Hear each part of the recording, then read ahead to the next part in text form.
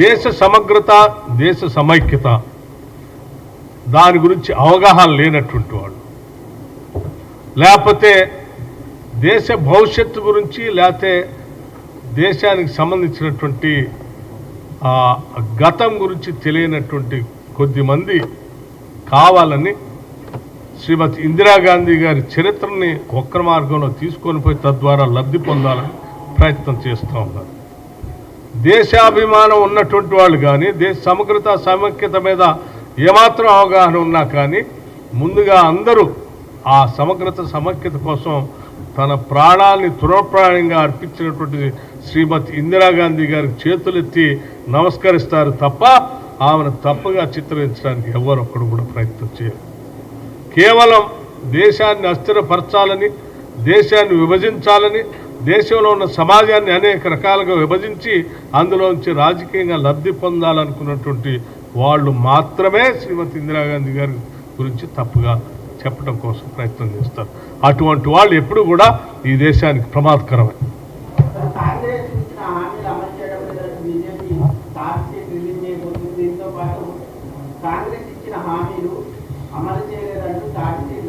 Bharatiya Janata party లాగానే Congress party కూడా ఉంటుందని వాళ్ళు ఆ ఊహల్లో బతుకుతూ ఉన్నారు. సంవత్సరానికి 2 కోట్ల ఉద్యోగాలు ఇస్తామని, లేకపోతే ప్రతి పేదవాళ్ళు ప్రతి సామాన్యుల అకౌంట్లో 15 లక్షలు వేస్తామని, లేకపోతే నల్లధనం మొత్తాన్ని తీసుకొచ్చి చూపిస్తామని, దొంగ నోట్లంతా చూపిస్తామని నోటు రద్దు సందర్భంగా చెప్పినటువంటి అంశాలు ఇవత్యాది అంశాలన్నీ ఆనాడు ఎన్నికలకు ముందు వాళ్ళు చెప్పినటువంటి అంశాలు. వాళ్ళు ఏమీ అమలు చేయలేదు కాబట్టి అవతల పార్టీ వాళ్ళు కూడా అట్లా చేయరేమనేటువంటి భ్రమంలో ఉన్నారేమో. ఒక్కసారి మేము చేసినటువంటి అంశాలన్నింటినీ చూసి జాగ్రత్తగా వాటిని ఫాలో కమ్మని చెప్పదలుచుకున్నాం. ఒకటి, ఉచిత బస్సు రవాణా సౌకర్యం. మీరు మహిళలు తిరిగే బస్సులో మీ మహిళలు కూడా ఎక్కి తిప్పించండి. ఎవరైనా పొరపాటున వాళ్ళు టికెట్లు అడిగితే మాకు చెప్పండి, వాళ్ళకు కూడా ఉచితంగానే ఇస్తాం. అట్లాగే 200 యూనిట్లలోనే ఉచితంగా కరెంట్ ఇస్తున్నామని చాలా స్పష్టంగా చెప్పాం. ఒకవేళ మీ పార్టీలో వాళ్ళు ఎవరైనా ఉంటే వాళ్ళు కూడా 200 యూనిట్లు వాడుకుంటుంటే వాళ్ళకు కూడా ఇస్తాం. ఒకవేళ మీ దృష్టిలో ఎవరైనా ఉంటే మాకు చూపించాం. ఇట్లా మేము చాలా స్పష్టంగా చెప్పాం. రాష్ట్రంలో నిరుద్యోగ యువతీ యువకుల కోసం ఉద్యోగాలు ఇస్తాం. చాలా స్పష్టంగా మేము పబ్లిక్ సర్వీస్ కమిషన్ ప్రక్షాళన చేస్తామని చెప్పి ఈరోజు ప్రక్షాళన చేయటమే కాదు, ఉద్యోగాల క్యాలెండర్లు ప్రకటించడమే కాదు, యూపీఎస్సీ మోడల్లో ఈరోజు పబ్లిక్ సర్వీస్ కమిషన్ని ముందు తీసుకొని పోతున్నాం. ఎవరు కాదన్నా అవునన్నా ఈ రాష్ట్రంలో ఉన్న నిరుద్యోగ యువతీ యువకులందరికీ తెలిసింది. ఇప్పటికే 55,000 ఉద్యోగాలని రిక్రూట్ చేశాం, క్యాలెండర్ని ప్రకటించాం, ముందుకు పోతా ఉన్నాం. అట్లా ఒక్కొక్క అంశాన్ని తీసుకొని ముందుకు పోతూనే ఉన్నాం. చివరికి ఇందిరమ్మ ఇళ్లకు సంబంధించి కూడా మేము ప్రతి పేద కుటుంబానికి 5 లక్షల రూపాయలు ఇస్తామని చెప్పాం. ఈ దీపావళి సందర్భంగా ప్రకటించి దానికి కావాల్సిన కమిటీలు కూడా వేసి సర్వే కూడా జరుగుతాం. ఇవన్నీ కూడా ఒకదాని తర్వాత ఒకటి చేసుకుంటూ పోతూనే ఉన్నాం. కనపడినటువంటి అంటే పచ్చ కామెరలు ఉన్నటువంటి వాళ్ళందరికీ ప్రపంచం అంతా పచ్చగా ఉన్నట్టుగా వాళ్ళు చేయట్లేదు కాబట్టి మిగతా వాళ్ళు కూడా చేయట్లేదని భ్రమలో ఉంటే వాళ్ళ కర్మ.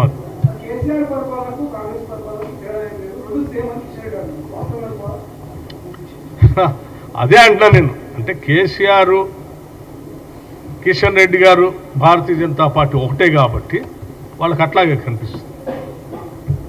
రాష్ట్ర ప్రజలందరూ తెలుసు.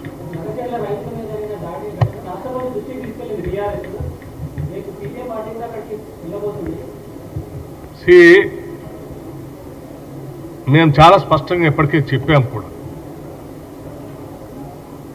రాష్ట్రంలో ఉన్నటువంటి రైతాంగ సోదరులు ఎవరిని కూడా ఇబ్బంది పెట్టకూడదు, వాళ్ళని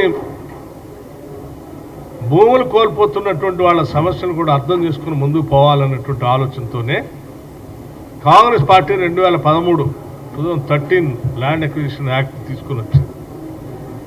ఈ ల్యాండ్ అక్విజిషన్ రైతుల కోసం, భూమి కోల్పోయేటువంటి వాళ్ళ కోసం అద్భుతంగా ఉంది, దాన్ని అమలు చేస్తున్నామని చెప్తున్నాం. అట్లాగే భూమి కోల్పోయినటువంటి వాళ్ళందరికీ కూడా అందరితో మాట్లాడే చేస్తామని చెప్పి వాళ్ళకి కావాల్సిన రకరకాల ఫోరమ్స్లో మాట్లాడుకోవటానికి అవకాశాలు కూడా కల్పిస్తామని చెప్పాం. కొద్దిమంది రాజకీయ పార్టీకి సంబంధించిన నాయకులు కావాలని కుట్రపూరితంగా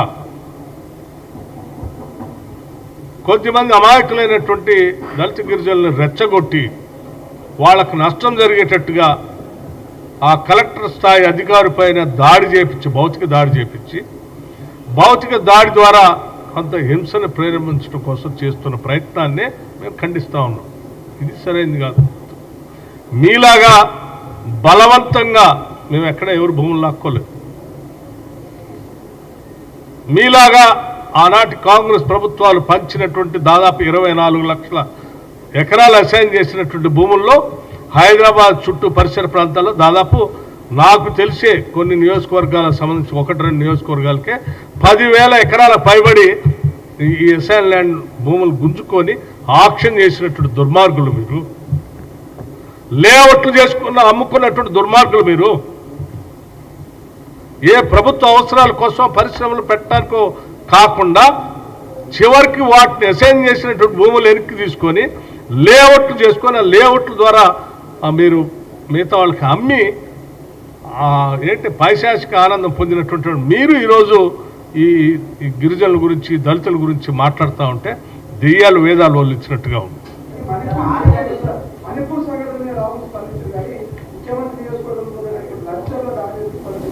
బ్రదర్, అన్నిటి మీద స్పందిస్తాం.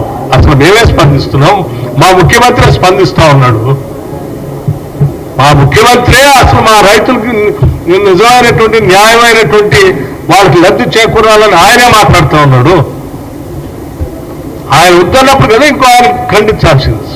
మేమేమి ఇయ్యాలని మేము పోరాటం చేస్తూ ఉంటే, రైతులకు న్యాయం జరగాలని ఆయన చూస్తూ ఉంటే, రైతులకు ఉద్యోగాలు వాళ్ళ కుటుంబ సంబంధించిన పిల్లలకు ఉద్యోగాలు రావాలని ఆయన చూస్తూ ఉంటే, మీరు అవన్నీ ఏం జరగకుండా అక్కడ హింసను ప్రోత్సహించి ఏదో కార్యకలాపాలు చేయాలని ప్రయత్నిస్తున్నాం. మీరేం రాజకీయం కోసం చూస్తూ ఉన్నారు. మా ముఖ్యమంత్రి అక్కడ అభివృద్ధి, వాళ్ళ కుటుంబాలు వాళ్ళు బాగా ఎదగాలని ఆయన ఆలోచిస్తూ ఉన్నారు. వాళ్ళకి కావాల్సిన ల్యాండ్ R&R ప్యాకేజ్ ఎట్లా కావాలంటే అట్లా కూర్చోబెట్టి ఏమంటారు ఇంటరాక్షన్ ద్వారా చేయాలని ఆలోచన చేస్తూ ఉన్నారు.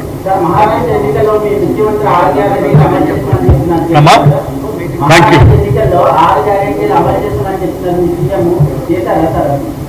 ఇప్పటిదాకా నేను చెప్పిన లెక్క అంతా వినలేదా మీరు?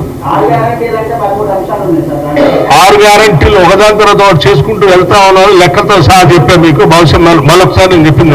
Thank you.